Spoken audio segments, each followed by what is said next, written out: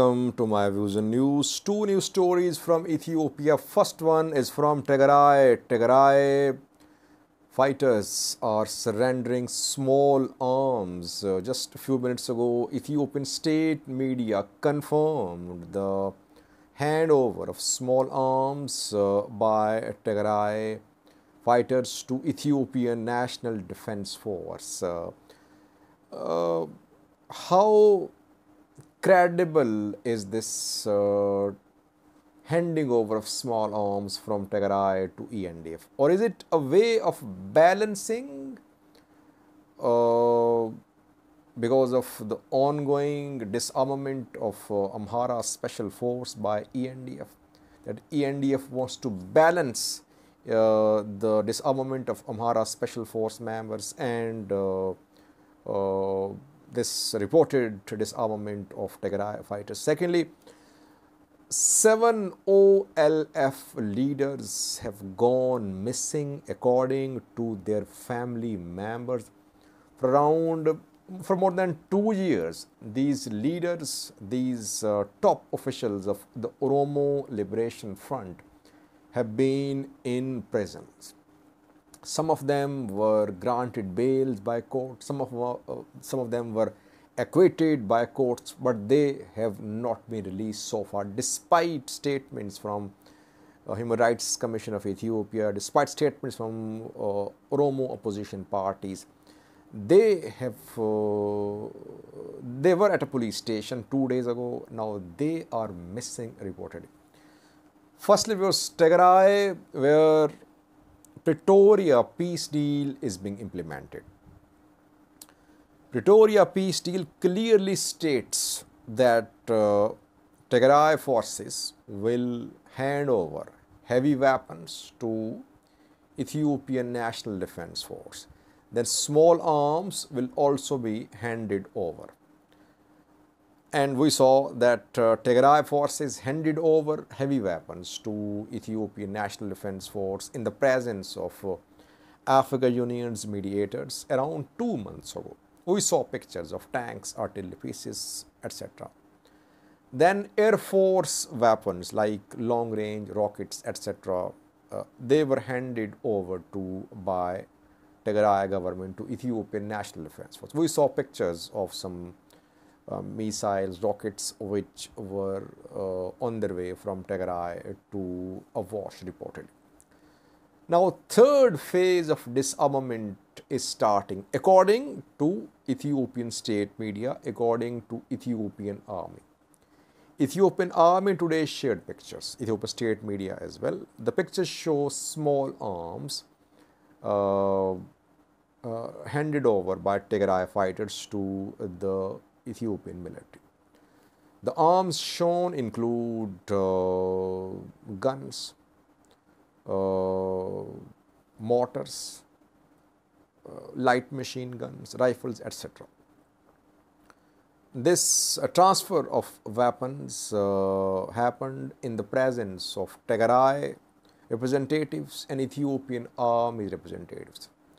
From Ethiopian army side, Brigadier General was there. His name is Derbe. From Tigray side, Mulugata Gebrekristos was there.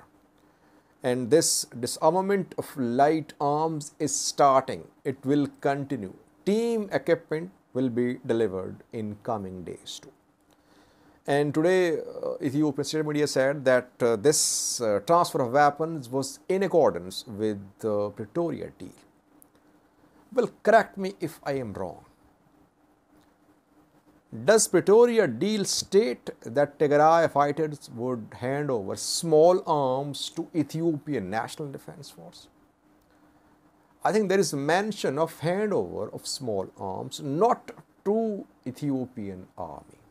That is what I remember when I read the peace deal in November. And secondly, just a few days ago, Ridwan Hussein briefed members of parliament when TPLF was removed from terrorist list. He briefed members of parliament. I remember he said that complete disarmament disarmament of small arms was not possible. It wasn't practical. But now we are seeing pictures. Why? Is it a way of balancing Ethiopian army's operation in the Amhara region, where we saw resistance to Ethiopian army's operation to dismantle Amhara Special Force? All regional special forces are being dismantled in Ethiopia. In Amhara region, we saw resistance. People took to the streets. They confronted Ethiopian army. We saw clashes between protesters and Ethiopian army members. Several were killed in the clashes, a week-long clashes. And the protests were suspended because of Easter, because of Eid. The protests could restart in coming days. Before that, the state media, Ethiopian army, they're sharing pictures of Tigray's small arms. I think here Ethiopian army is trying to tell Amhara hardliners that Tigray fighters are being disarmed. So that is why disbandment of Amhara Special Force is not something which is happening just in Amhara region.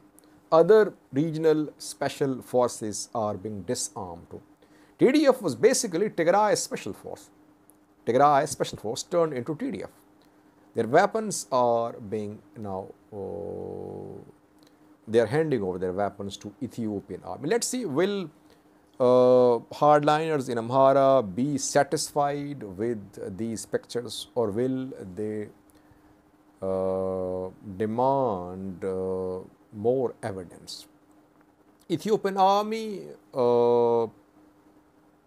I think federal government army, they still believe that there could be continuation of resistance in the Amhara region. Resistance against federal government, against PM Abiy.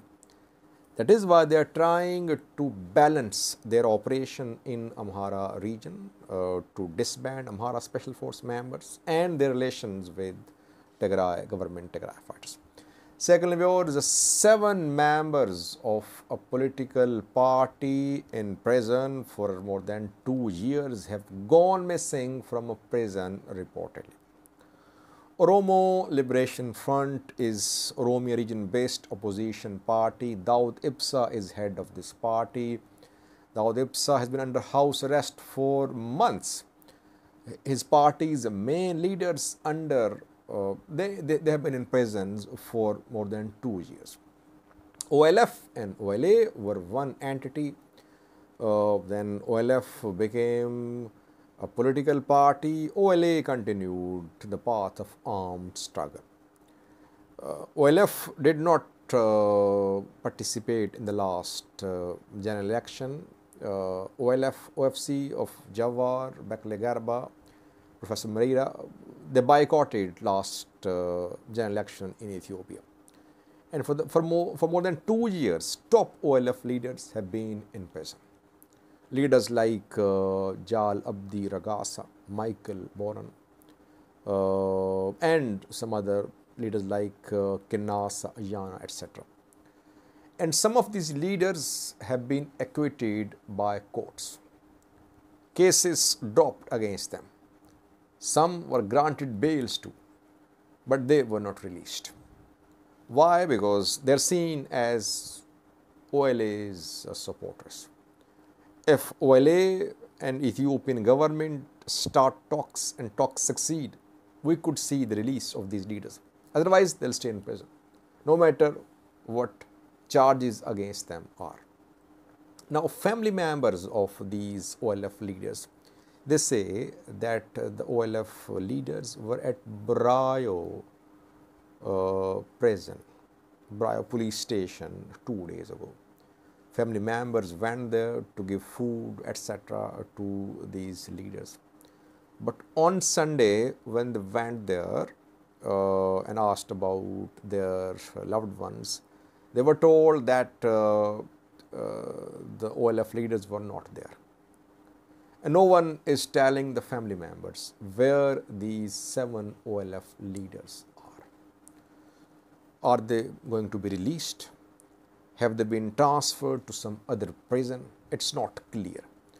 but their family members are concerned, they want clarification, they want to meet with their loved ones who have been in prison for around 3 years and still no signs of their release.